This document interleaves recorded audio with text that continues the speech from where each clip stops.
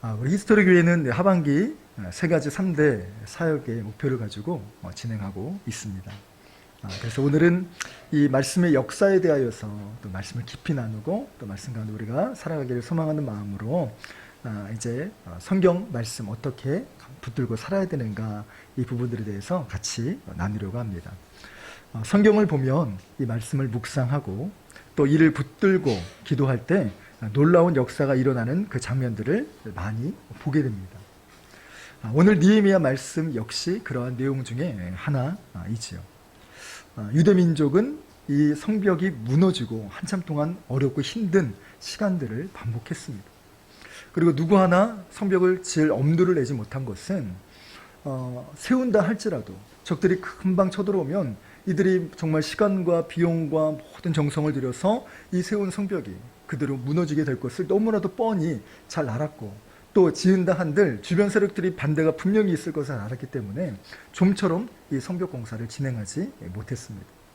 그런데 하나님께서 하나님의 사람을 보내셔서 일들을 위대한 그 일들을 진행하게 하셨고 정말 유례 없는 이 52일 만에 성벽 공사를 완공하게 되었습니다. 그리고 이 바로 시작되는 절기를 위하여서 성전에 모이게 됐는데 사실은 이 본문의 메시지는 이번 주 우리 히스토리 교회 새벽 기도 때 같이 나눴던 말씀 중에 하나입니다. 말씀을 나누면서 이게 7월 24일 유대력이긴 하지만 유대 달력이긴 하지만 유대 달력으로 7월 24일 날 벌어진 일들에 대해서 이야기를 하는 건데 오늘 며칠인지 아시나요? 네, 오늘 정확하게 7월 24일이에요. 그래서 수천 년 전 7월 24일에 벌어진 그 일들을 오늘 우리와 같이 나누는 이 시간에 그 텀들은 있지만 이 느헤미야 시대 때 일어났던 이 믿음의 역사가 우리에게도 너무나도 필요하고 또 우리에게 너무나도 도전이 되는 메시지이기 때문에 같이 나눔이 참 은혜가 되겠다라는 마음이 들어서 오늘 이 메시지를 여러분들과 같이 나누려고 합니다. 그래서 말씀의 역사로 이 느헤미야 시대에 얼마나 성벽 공사가 이루어지는 것뿐만 아니라 믿음의 역사가 그 시대를 관통하고 또 그들의 삶을 정말 풍요롭게 했는지 그 믿음의 역사를 오늘날 우리도 같이 누리고 그래서 하반기에 정말 주의 말씀을 붙들고 승리하는 복된 우리의 삶이 되시길 주 예수 그리스도의 이름으로 간절히 축원합니다. 그래서 이 오늘 본문의 내용을 간략하게 설명을 드리면 이 유다 백성들이 성벽을 건축해가는 이 과정 가운데 이제 절기를 맞이하게 됩니다. 사실은 성벽 공사는 6월 25일에 마감을 합니다. 그리고 이제 민족의 절기가 찾아와서 백성들이 모이게 되었다는 것이죠. 유대의 달력 계산법에 의하면 우리랑 조금은 달라서 거기는 7월이 되면 한 해가 새로 시작이 됩니다. 그래서 그 7월 1일이 그들의 새해가 되는 것이죠.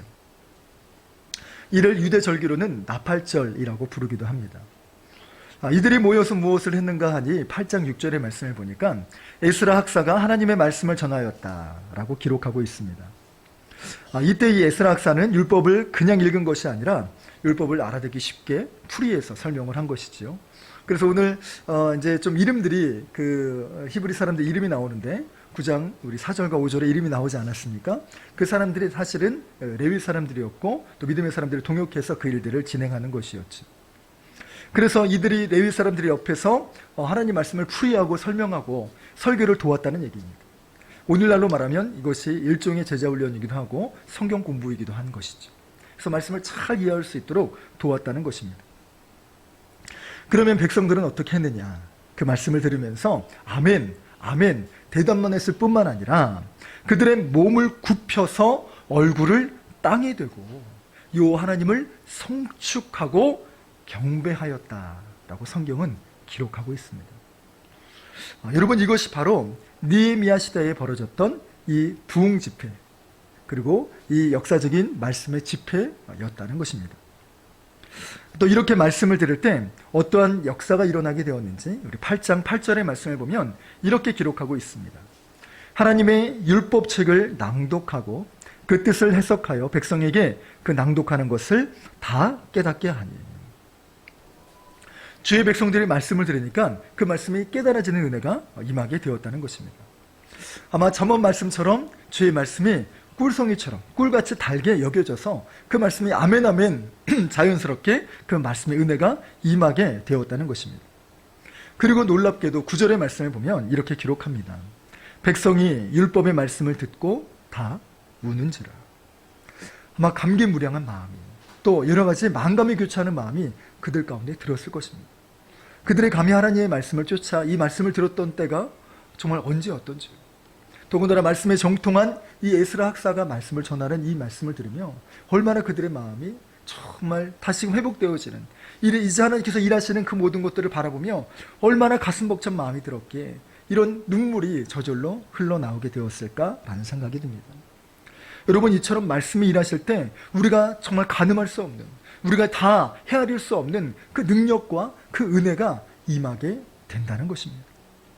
바로 성령의 위로가 넘치게 되고요, 짓눌린 우리 마음이 자유하게 됩니다. 할 수 없을 것 같았던 우리의 마음에 할 수 있다는 용기를 하나님께서 부어 넣어 주시는 것입니다.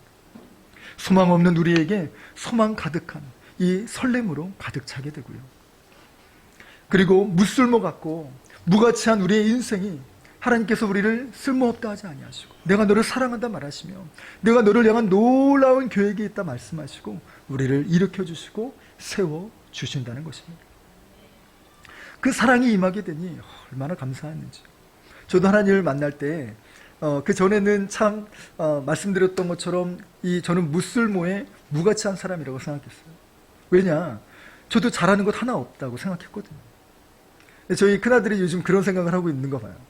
마음이 사실은 너무 짠하고 아팠어요. 그런다 한편으로는 또 어떤 생각이 드냐면 이제 하나님이 지금 일하시겠구나. 왜요? 결핍 가운데 찾아오신 하나님이시기 때문에. 또 나의 부족함을 발견할 때 비로소 하나님의 능력이 크게 보이기 때문에, 또 나의 곤고함이 커질수록 나의 기도가 깊어지기 때문에 그렇습니다. 이런 무쓸모의 무가치한 이 사람에게 주의 말씀이 일하기 시작하니까 하나님께서 정말 마음을 만지시고, 또 하나님께서 저희의 삶을 그냥 인도하시는 수준이 아니라 견인해 가시는 놀라운 은혜와 역사가 임하게 된다는 것입니다. 이 성령의 말씀의 이 일하심이 바로 느헤미야 시대뿐만 아니라 우리에게도 그 은혜와 사랑이, 또 그 능력과 그 말씀의 깊이가 늘 넘쳐나기를 소망합니다. 그런데 오늘 이 말씀의 힘은요, 이 8장에서만 그친 것이 아니라 9장까지 이어지고 있다는 것입니다. 오늘 같이 읽었던 본문 1절의 말씀, 그달 29날이라고 기록되고 있죠. 7월 24일을 이야기하는 것입니다. 여러분, 유대 종교력에 의하면 7월 달은 유대인들에게 참 많이 분주한 날이기도 합니다. 말씀드렸던 것처럼 7월 1일은 나팔절, 새해가 시작되는 날이죠. 그리고 7월 10일은 대속죄일입니다. 그래서 한 해를 시작하며 회개하고 한 해를 하나님 붙잡아 주옵소서, 하나님 인도하여 주옵소서 회개하며 한 해를 시작하는 날이죠. 그리고 7월 15일이 되면 초막절이 진행되어지고 장장 8일에 걸친 이 절기가, 큰 절기가 이 초막절에 진행이 되어지는 것입니다. 그리고 이들이 이처럼 주 앞에 나오기를 이 힘썼던 그 일들은 말씀의 능력을 경험하기 때문이에요. 그리고 이들이 절기를 마쳤을 때를 헤아려 보니까 앞서 15일부터 22일까지라고 얘기를 했죠. 그럼 20일 끝나고 나서 집에 잠깐 다녀왔을 거예요. 오늘 본문은 보니까 7월 24일에 이들이 다시 모였다라고 이야기를 해요. 놀라운 것은요, 여러분, 7월 24일은 아무런 날도 절기도 행사도 이벤트도 없었다는 것입니다. 그럼 이들이 왜 24일에 모이게 되었을까? 이것이 참 은혜라는 것이에요. 그것이 무엇인고 하니, 말씀의 역사가 일어나고 뜨거운 심령의 부흥이 일어나니 그들이 집에 돌아가고 나서도 이 말씀의 역사가 계속해서 일어나는 거예요. 그러니 이들이 주체할 수 없어서 또 부르짖어 기도하고 싶은데 이 집에서는 기도할 수 없으니 정말 교회로 가고 싶다라는 이 마음에 견딜 수 없는 마음이 들어서 서로 누가 시키지도 않았음에도 불구하고 마치 약속이나 한 것처럼 이 성전으로 속속들이 믿음의 사람들이 모여들기 시작했다는 것입니다. 성경학자들은 이를 말하기를 이들이 집에 돌아가고 나서 기도하기 시작한 것이 아니라 이미 에스라 학사가 말씀을 전할 때부터 말씀의 힘이 그들에게 임하여 졌고, 그래서 말씀의 흥황의 역사가 그들로 기도하게 하였고, 이미 집으로 갈 때부터 이 기도는 시작되었다라고 이야기를 합니다. 그리고 이 에스라가 전했던 이 말씀이 뇌리 속에서 정말 계속해서 생각이 나고 떠나지 아니하니 이 말씀의 힘이 자기로 하여금 계속해서 회개케 하고 정말 이 말씀의 일환이 자꾸만 기도가 일어나서 정말 집에서 그냥 앉아있을 수가 없었다는 것이죠. 그러니 성전으로 쫓아와 기도하며 부르짖어 심지어 이제 자신의 죄만이 아니라 나라 민족을 위하여 기도하고 또한 조상 대대로부터 그들이 행해왔던 이 죄들까지도 꺼내놓고 기도하는 이 회개의 역사가 일어나게 된 것입니다. 말씀으로 은혜 받는 흔적이 가장 좋은 점은 회개의 역사가 일어난다는 것이에요. 제가 일전에 이제 그 부사역자를 할 때에 기도했던 제목들이 있습니다. 아무도 알지 못하는 기도의 제목인데 저 혼자만 기도하는 것이죠. 하나님, 제가 정말 주님 이 설교의 능력을 주옵소서, 말씀의 능력을 주옵소서라고 기도하면서 몇 가지를 기도했던 것이 기억이 납니다. 그 중에 첫째는 하나님 이 말씀이 계속해서 생각나게 하여 주옵소서. 또 하나님 이 말씀이 정말 들을 때 나도 모르는 그 회개가 일어나게 하여 주옵소서. 그리고 마지막 세 번째는 하나님 이 말씀을 생각할 때마다 말씀을 쫓아 살고 싶은 그런 자원하는 마음이 들게 하여 주옵소서. 이제 이렇게 기도를 했었어요. 근데 제가 이제 교구사역, 이제 작년부 이제 교구사역을 하면서 신방을 이제 1년에 2차례 가거든요. 근데 한 가정에 가서 제 신방으로 말씀을 전하는데 그분 그때 당시에 연세로 80세이셨어요. 근데 그분께서 이제 그 말씀을, 신방 말씀을 나누고 이제 그 다과를 나누는 그 짤막한 시간 가운데 그분이 그렇게 저에게, 그 권사님이 저에게 이렇게 얘기를 하시더라고요. 누구라도 정확하게 제가 기도한 그 워딩 그대로 정말 빠뜨리지 않냐고 그 얘기를 하셨어요. 목사님 설교 말씀을 들으면요 희한하게 자꾸 목사님 말씀이 생각이 나요. 그리고 저도 모르게 그냥 회개가 돼요. 이 생각이 나니까 그 말씀대로 자꾸 살아야겠다는 마음이 들다는 것이죠. 제가 그때 정말 정말 소름이 돋더라고요. 어떻게 제가 기도하는 내용을 이렇게 토시 하나 다르지 않고 이렇게 정확하게 생각을 하시고 말씀을 하실까. 제가 그때 정말 눈물을 글썽이면서 제가 권사님께 말씀드렸어요. 권사님, 사실은 이 권사님 얘기하셨던 이 고백이 제가 기도하는 이 설교에 대한 그 기도입니다. 그리고 이것을 어떻게 정말 80세의 이 어르신께서 이것을 이렇게 고스란히 이야기를 하십니까? 여러분, 이렇게 말씀에 정말 우리가 들을 때 듣고 끝나는 것이 아니라 여러분 삶에서 계속해서 생각나기를 소망합니다. 그리고 말씀의 흔적이 여러분 정말 억지로 회개하십시오 라고 해도 정말 회개가 되는 것도 감사하지만 회개하고 말씀하시는 것이 여러분 너무나 중요한 것이에요. 그것이 말씀의 흔적이거든요. 혹시나 말씀을 들을 때 내게 회개의 영이 임하고 또 회개하라고 말씀하시는 그 목회자가 있다면 여러분 정말 귀하고 정말 좋은 정말 하나님께서 일하시는 기회임을 놓치지 마시기 바랍니다. 그래서 그 기회를 통하여서 말씀이 마음껏 일하실 수 있도록 또 그 말씀이 우리의 삶 가운데 녹아져서 정말 그 말씀이 떠올려질 때마다 삶 가운데 실천하여 말씀의 열매를 맺는 저와 여러분이 되시기를 간절히 소망합니다. 그래서 이스라엘 백성들 가운데 어떻게 이런 믿음의 역사가 일어날 수 있었을까? 이를 세 가지로 정리하면 그 첫 번째는 바로 말씀을 사모할 때 역사가 일어난다는 것입니다. 8장의 말씀을 자세히 살펴보면 이 절기가 되어 백성들이 모이게 됩니다. 근데 여러분 모이기만 하지 모든 절기 때마다 말씀을 듣지는 않거든요. 근데 이 유다 백성들은 지금 모여서 에스라를 초청해서 말씀을 듣게 된다는 거예요. 에스라와 느헤미야가 이제 기획을 하고 이제 성벽을 다 지었으니 이제 백성들 모아서 말씀의 부흥 집회를 하십시다. 이런 기획하는 사역자가 하나도 없었다는 것입니다. 성벽을 건축하고 얼마나 힘들겠습니까? 그런데 이들이 정말 주 앞에 나와서 에스라 학사를 초청해서 그 말씀을 들었다는 거예요. 또 성경 말씀을 보게 되면 이들이 강단을 만들게 되는데 이것은 원래 있었던 강단이 아니라 이 절기를 위하여서 특별히 제작한, 그래서 높게 그 단으로 세워진 거기에서 말씀을 전할 수 있도록 특별히 고안되고 만들어진 단 위에서 이 에스라 학사가 말씀을 전하게 되었다는 거예요. 여러분 강단을 만들었다는 그 심정이 무엇이냐? 말씀을 얼마나 여러분 성벽을 건축하면서도 힘든 일들이 많을 텐데 그럼에도 불구하고 그 말씀을 얼마나 사모해서 그 일들을 병행해서 단을 만들었다는 것입니다. 그리고 이 백성들이 말씀을 뜨겁게 사모하며 말씀을 들을 때 놀라운 역사가 일어나게 되었다는 것이죠. 여러분, 이처럼 말씀에는 놀라운 힘이 있습니다. 우리나라의 최초의 순교한 선교사로 일컬어지고 있는 로버트 토마스 선교사가 있습니다. 이 토마스 선교사의 일화는 너무나도 잘 아시지요. 1863년에 24살의 나이에 이 런던 선교회의 파송을 받아서 선교를 오게 됩니다. 근데 선교지가 우리나라가 아니었습니다. 중국이었어요.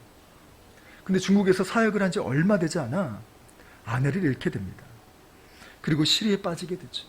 더군다나 선임 선교사와 갈등이 일어나요.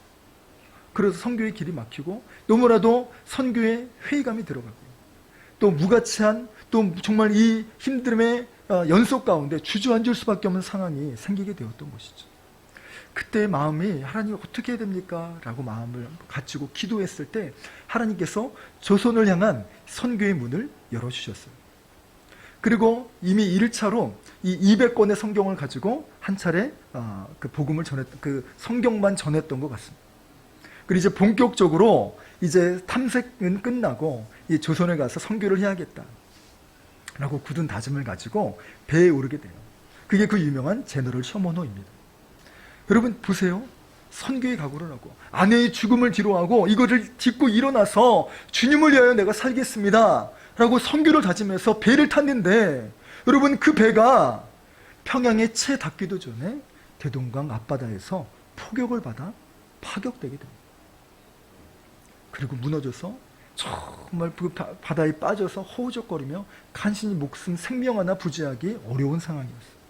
그럼에도 이 토마스 선교사는요, 자신이 가져온 성경을 어떻게든 지키려고 정말 그것을 바다로 던져서 육지로 떠나가게 하려고 그렇게 정말 허우적대는 그 모습. 근데 그런 것을 알 리 없는 이 조선의 수군의 한 병사가 그 사람을 생포해요. 그리고 그 사람을 참수하게 이르릅니다. 토마스 선교사는요, 이 참수에 앞서서 자신의 품 안에 고이 쌓여있는 이 성경책 한 권을 이 수군에게 전해주게 돼요. 그리고 이 수군은 그거를 뭔지 알 수가 없죠. 그 성경은 한글로 번역된 성경도 아니요, 한문으로 번역된 중국어 성경이었습니다. 그렇게 해서 이제 단칼에 토마스 선교사는 순교를 했죠.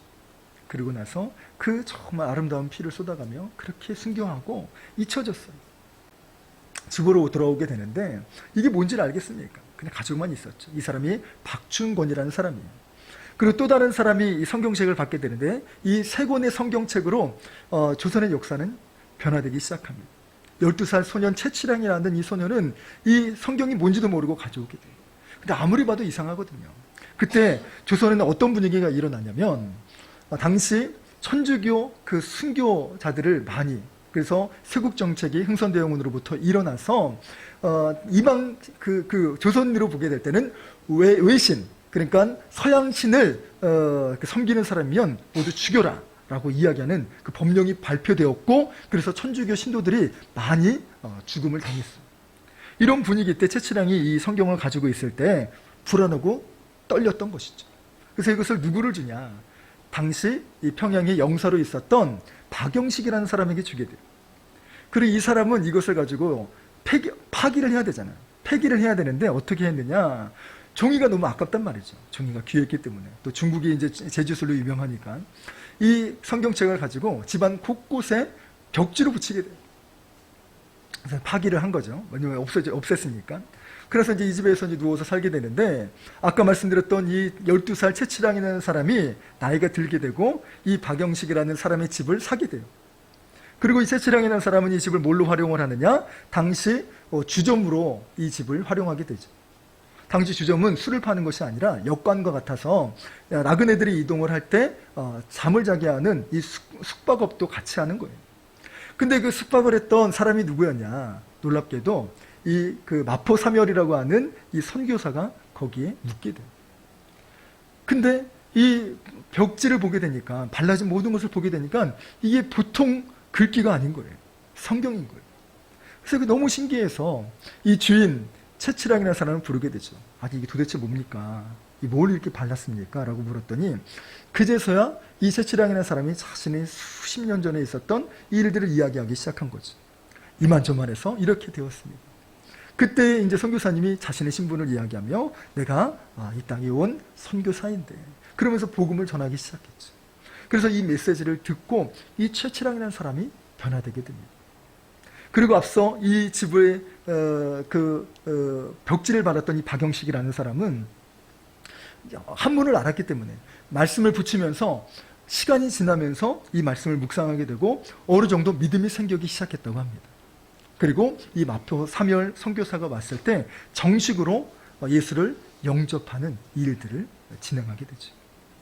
그리고 나중에 이 토마스 선교사를 묵친 이 박춘권이라는 사람 역시 주의 복음을 듣고 이제 장로가 되게 되었다는 것이죠.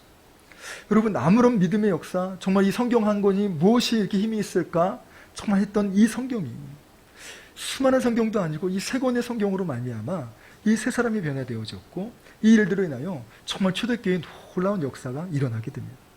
그리고 앞서 말씀드렸던 이 주막 벽지에 정말 성경으로 도배한 이 주막은 나중에 널다리 교회가 되게 됩니다. 그리고 널다리 교회라는 이름 명칭이 바뀌게 되어서 나중에 그 유명한 큰 평양의 대부흥 운동이 일어났던 그 진원지의 그 시작 장대원 교회가 되게 되는 것입니다. 여러분, 이처럼 말씀은요 언제 어떻게 일어나는지 몰라요. 말씀의 역사의 시작은 우리가 알지 못하는 사이에 드러나고 또 일하기 시작한다는 것입니다. 여러분, 우리의 삶도 마찬가지입니다. 그래서 우리 히스토리 교회가 이 하반기에 3대 사역 중에 하나가 우리 성경 통독과 말씀 묵상입니다. 여러분, 언제 어떻게 우리가 말씀을 읽을 때 성령이 언제 임하실지 모르고 언제 일하실지 모른다는 거예요. 저 역시 그 말씀을 읽을 때 정말 얼마나 크게 은혜가 되고 감동이 되는지 그때마다 성령이 위로하시고 그때마다 성령이 마음을 만지시고 성령이 제 마음을 위로하시고 또 정말 걱정하는 모든 것들을 열어주시는 이 모든 것들을 경험하게 된다는 것입니다. 그래서 우리 사랑하는 성도님들에게 이 하반기 정말 성경을 정말 묵상하고 또 묵상한 그 말씀을 붙들고 살아갑니다. 그래서 새벽기도 때 말씀을 들으셔도 좋고 또 그렇지 않을 때는 피곤하실 때는 그래도 아침 말씀을 묵상하며 그렇게 말씀을 읽고 정말 출근하실 때 말씀을 묵상하면서 여러분 가시면 너무나도 좋아요. 그러고 나서 하루하루의 삶들의 이 말씀으로 정말 켜켜이 우리 말씀으로 진짜 그냥 집에 성경을 도배했던 그것처럼 우리 마음 그리스도의 집에 이 말씀을 정말 도배하는 이 삶이 되었을 때 말씀이 일하시고 말씀이 역사하시는, 그래서 말씀을 통하여서 부어주시는 놀라운 은혜와 역사가 우리의 삶 가득히 일어나기를 주의 이름으로 간절히 소망합니다. 다음으로 두 번째는 이 장애물을 극복하며 주 앞에 나올 때 역사가 일어난다는 것입니다. 유다 백성들의 성벽 공사의 과정은 여러분 쉽지 않았습니다. 물론 52일 이거 짧으면 짧다고 할 수 있잖아요. 요즘은 이제 공사를 해도 6개월씩 최소 3개월씩 공사를 하는데 52일 그렇게 기냐라고 생각하실 수 있을지 모르겠지만 여러분, 이때의 52일은 우리의 보통의 52일이 아니라는 거죠. 왜 그런 거 하니? 낮에는 여러분 성벽을 공사해야 돼요. 근데 밤에는 언제 적들이 정말 으름장을 내놓고 언제 총칼을 겨누며 이들을 쳐들어올지 모르는 이 위협 속에서 그 밤에 밤이슬을 맞으며 이 성벽을 지켜야 됐어요. 그런 이들이 밤낮 할 것 없이 물론 쉬기는 했겠지만 여러분, 쉬어도 쉰 게 아니죠. 그러니 여러분, 우리가 느헤미야 말씀을 들으시면 알겠지만 한 손엔 창을 차기도 하고요. 정말 두 팔로 일하시는 분들은 허리춤에 칼을 차고 일을 하게 했어요. 이 말을 무슨 말이냐면 여러분, 보는 것만으로도 여러분 불안함이 가득할 수 있다는 거예요. 전쟁이 언제 나도 이상하지 않을 정도의 이 불안함 속에, 이 두려움 속에 이 성벽을 건축했다는 겁니다. 여러분, 선수들도, 운동을 하는 선수들도 게임을 하기 앞서서 정말 초긴장을 하게 된다. 그래서 게임이 끝나고 나면 이 아드레날린이 분비가 다 끝나고 나서 그때 이제 피로가 몰려오게 된다는 것이죠. 녹초가 된다는 것입니다. 긴장을 하면 할수록 그렇다는 것이죠. 근데 이들의 삶이 52일 동안 이 긴장한 삶을 끝내고 나면 어떤 마음이 들까요? 마음이 풀어지겠죠. 이제 좀 쉬겠다. 또 한 템포 쉬고 가자. 이런 마음이 들지 않겠습니까? 그런데 말씀드렸던 것처럼 이 성벽 공사가 6월 25일에 끝났고, 그리고 절기는 7월 1일에 시작이 되었어요. 그냥 산술적으로 따져보면 이들에게 주어진 쉬는 시간은 5일밖에 되지 않았어요. 그리고 그때는 교통편도 편치 않잖아요. 근데 당시는요, 이 성전에 모여서 각 지역으로 갈 때 적지 않은 시간이 걸렸을 거예요. 한 2-3시간, 많게는 정말 반나절이 걸렸겠죠. 더 멀리 가는 사람도 있었을 것 같아요. 그러면 이들이 갔다가 또다시 왔다는 거예요, 절기를 지키기 위해서. 그러면 대략 편히 쉬지도 못하고 다시 절기로 오게 됐는데, 7월달은 행사가 많다고 말씀드렸죠. 나팔절이 끝나고 또 대속절이, 또 초막절이, 막 이런 들이 계속 진행이 되어지니까 육신의 눈으로 볼 때, 또 육체적으로 볼 때, 이게 진짜 강행군이다 라는 생각이 들 수밖에 없었다는 것이죠. 그런데 놀라운 것은 이들이 주의 말씀을 듣기를 사모했다는 거예요. 그리고 에스라 학사를 초청해서 그 말씀을 자신들의 차원에서 먼저 듣고 싶습니다 라고 요청했다는 것이죠. 여러분, 이처럼 누구에게나 정말 어려움이 있을 수 있고 장애물을 발견할 수밖에 없으며, 말씀을 듣고 은혜 받는 데 있어서 여러분 모두가 다 좋은 형편은 아닐 수 있다는 것이죠. 오늘 본문에서 바라보는 이 유대민족의 장애물은 피곤이었을 것입니다. 저와 여러분에게 하나님 말씀을 듣지 못하게 하고 기도를 방해하는 이 장애물은 무엇입니까? 우리도 역시 피곤입니까? 아니면 우리 마음 가운데 드는 이 절망의 마음입니까? 낙심의 마음입니까? 아니면 두려움의 마음입니까? 아니면 가정의 문제입니까? 물질의 어려움입니까? 그 장애물들이 무엇입니까? 주님 앞에 나가지 못하게 만들고 주님 앞에 기도를 쏟지 못하게 하는 그 이유는 무엇입니까? 사단은요, 어떻게 하든지 간에 우리 믿음의 사람들이 기도하고 말씀 듣는 거를 그렇게 싫어해요. 은혜 받으면 은혜 받을수록 이 자신에게는 정말 그 뭐랄까요, 제가 청년 시절에 이제 선극을 했어요. 근데 선극을 하면 이제 뭐랄까, 다른 사람들이 뭐 좋은 거 하려고 하죠. 나쁜 거 안 하려고 하잖아요. 근데 그 극 중에, 역할 중에 그 사단 역할을 맡는 게 있었어요. 아무도 안 하는데 제가 하겠다라고 얘기를 했어요. 네, 여러분 기도를 해야 되잖아요. 사단 역할을 맡았잖아요. 어떻게 기도를 해야 될까요? 하나님, 사단 역할 잘하게 해주세요. 이렇게 기도해야 될까요?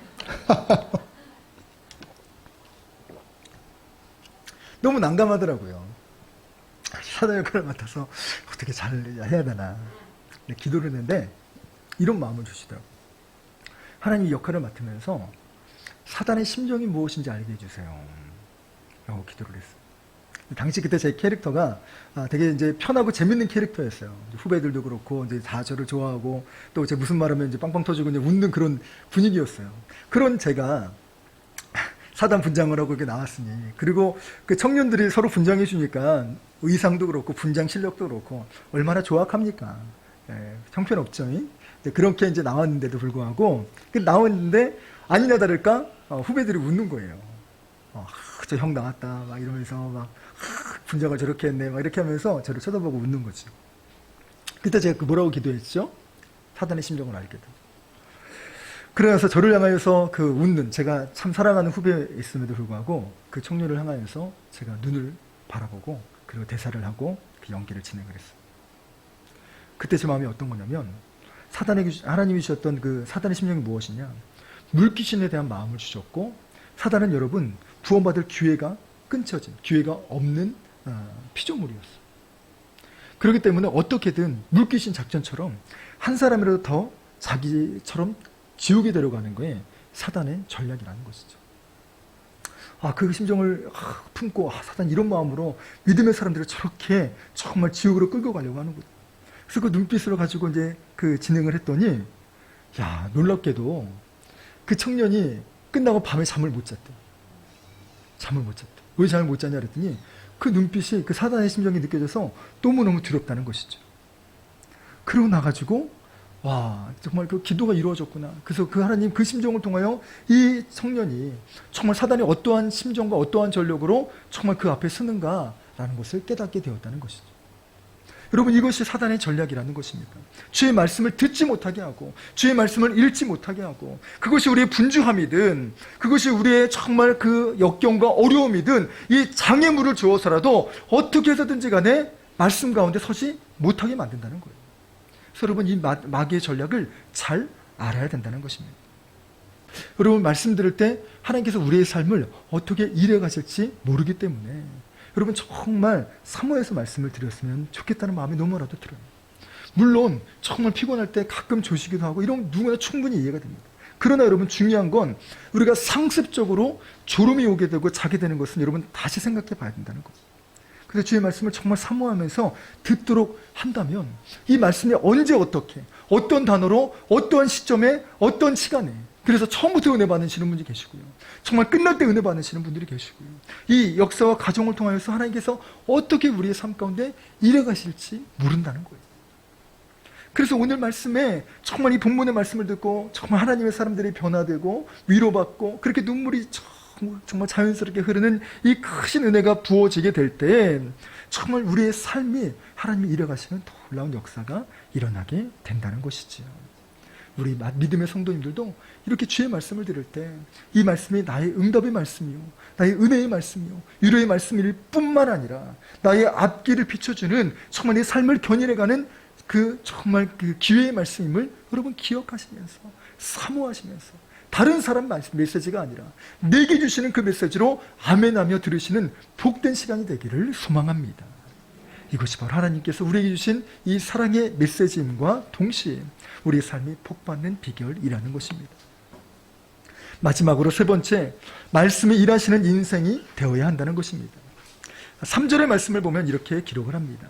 낮의 4분의 1이라고 기록되어져 있는데, 이는 낮을 12시간으로 이야기하면 즉 3시간 동안 주의 율법을 낭독했다라는 뜻입니다. 이것은 율법을 스스로 성경을 3시간 동안 읽었다는 것이 아니라 에스라 학사가 율법을 낭독해 주었고 거기에 곁들여서 율법을 설명하는 시간들로 이 3시간을 보냈다는 뜻이에요. 그러면 이 믿음의 성도들은 이 말씀을 그냥 듣기만 하는 것이 아니라 그때 당시에는요, 서서 주의 말씀을 들었습니다. 그래서 오늘도 우리 히스토리 교회와 또 요즘 정말 상당 그 수의 교회들이 말씀을 읽을 때 이 에스라 학사가 말씀을 낭독한 것처럼 자리에 일어서서 말씀을 듣지요. 바로 그러한 믿음의 전례에서 이렇게 말씀을 듣는 것입니다. 그렇게 말씀을 들은 성도들은요, 3시간 동안 주의 말씀을 들으며 회개했다가 또 찬양했다가 기도했다가 그렇게 주님을 경배하며 예배를 드렸다는 것이죠. 그렇게 하다 보니 어느새 시간이 훌쩍 3시간을 넘겼다는 것입니다. 이와 같이 성령이 일하시면 놀라운 믿음의 역사가 일어나게 된다는 것입니다. 시간이 3시간도 길지 않게 느껴졌다고 저는 확신합니다. 은혜가 부어지니까, 성령이 일하시니까 이런 믿음의 역사가 우리나라에서도 벌어지고 있습니다. 그리고 대표적인 경우가 앞서 말씀드렸던 이 장비원 교회에서 일어났던 평양 대부흥 역사였죠. 이 일들을 기록한 어떤 분의 일기를 읽어드리겠습니다. 1500여 명이 모여 1907년 1월 6일 평양 장비원 교회에서 시작된 연장 사경회의 처음 한 주일은 그렇게 지나갔다. 그리고 기다렸던 사건은 두 번째 주간 월요일 저녁인 1월 14일에 일어난다. 당시 부흥회를 인도했던 리 선교사는 이렇게 증언한다. 예배당에 도착해서 우리 모두는 무언가 일어나고 있음을 느낄 수 있었다. 짧은 설교가 있었고 거기 모인 모든 사람들이 함께 참여하는 통성기도로 들어갔다. 통성기도는 이때 집회의 특징이었다. 기도가 끝나고 몇 사람이 나와 간증한 후 인도자가 찬송을 인도한 후 집으로 돌아갈 사람은 가고 새벽까지 남아 기도하며 자기 죄를 회개할 사람은 남아있으라 강구했다. 대부분이 돌아갔으나 아직도 500~600명의 정도가 남았다. 우리는 그들을 기역자로 꺾어진 교회당 중앙으로 모였다. 그리고 기도회를 시작했는데 기도회는 지금까지 우리가 보지 못했던 그런 형태로 진행됐다. 기도를 마친 후 회개할 사람이 있느냐고 하자 그 순간 하나님의 성령이 모인 사람들 위에 임하였다.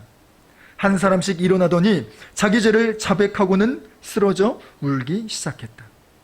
그들은 마루에 몸을 뒹굴며 주먹으로 마루바닥을 때리면서 극심한 고통을 호소했다. 우리 집 요리사도 자복하면서 뒹굴었다.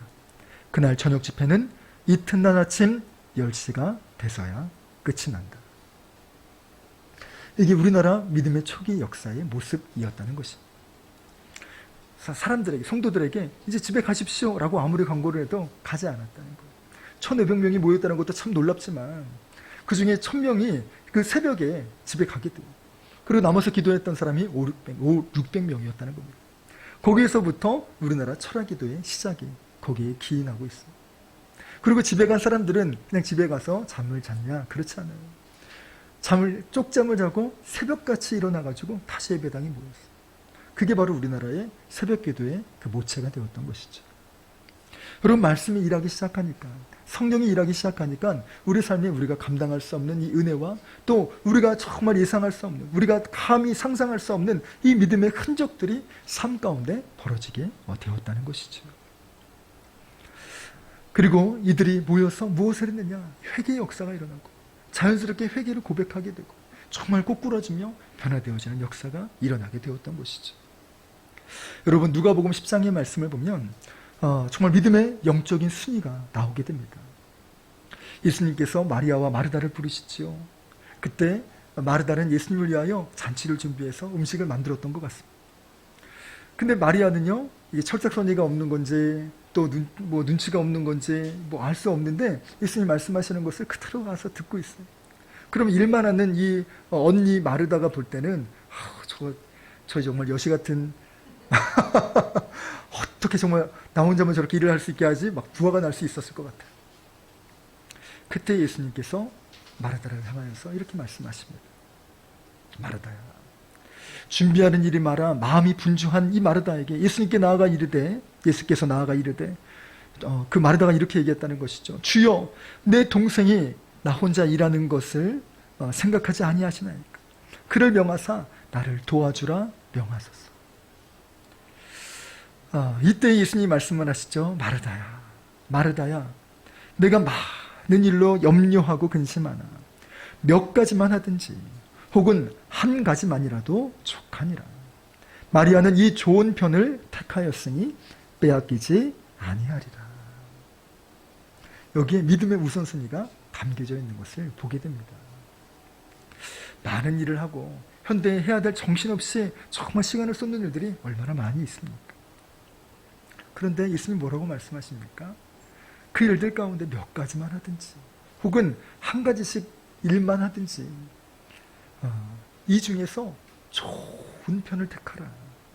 즉 믿음의 우선순위를 두고 당장 급한 일이 아니라 중요한 일을, 하나님이 기뻐하시는 일들을 먼저 해나가라 라고 말씀을 하신 것입니다. 우리의 삶도 이와 같은 삶을 살아가기를 소망합니다. 우리도 참 많이 분주한 삶을 살아가죠. 정말 이게 현대인들은 참 바쁘게 살아요. 더군다나 우리 정말 우리 가정주부분들은 진짜 눈코 틀 새 없이 사시는 것 같아요. 정말 이것저것 막 일 다 하시고 그리고 분주하고 막 일들이 가정 일도 많은데 또 사역도 교회 일도 또 영혼 돌보는 일도 살피면 진짜 그 시간이 참 빠듯하지. 근데 믿음의 사람들뿐만 아니라 세상 사람들도 얼마나 많이 바쁜지 막 일하는 것만으로도 참 많이 분주하게 삽니다. 해야 될 일도 많지. 그런데 그것이 중요하지 않다라는 말이 아닙니다. 모든 일들 가운데 좋은 편을 택하라라고 말씀하시는 거죠. 믿음의 우선순위를 택하라는 것이죠. 누가복음 말씀에서만 이 마리아가 좋은 편만 택한 것이 아니라 오늘 같이 읽었던 본문의 메시지에 이 유다의 백성들 역시 이 좋은 편을 택하여 그들의 장애물이었던 육신의 피곤함을 다 내어 던지고 또 이 7월 한 달 내내 6월 한 달 그 52일 동안 그 성벽 건축 공사를 하는데도 모든 힘을 쏟았던 이들이 다시금 7월 달에 모여서 기도하며 말씀을 들었던 이 과정들이 정말 좋은 편을 택하였던 믿음의 우선순위를 산 선배들의 모습이었다는 것이 이제 본격적인 하반기가 시작이 되었습니다.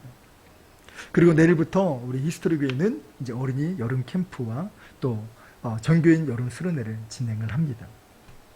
그리고 하반기 가운데 말씀을 붙들고 읽고 또 시작하는 하루하루의 삶들이 쌓여지게 되면 이것이 그냥 삶이 아니라 말씀을 묵상하고 또 말씀에 일하시는 삶이 되도록 사모하고 기도하시기를 바랍니다. 그래서 우리 삶 가운데 풍성한 말씀의 역사하심이 또 말씀이 우리의 삶을 그냥 인도하시는 수준을 넘어 말씀이 우리의 삶을 견인해가는 이 복된 은혜와 삶을 누리시는 저와 여러분의 삶이 되시길 주 예수 그리스도의 이름으로 간절히 축원합니다. 우리 이런 심정으로 같이 찬양하고 잠시 기도했으면 좋겠습니다.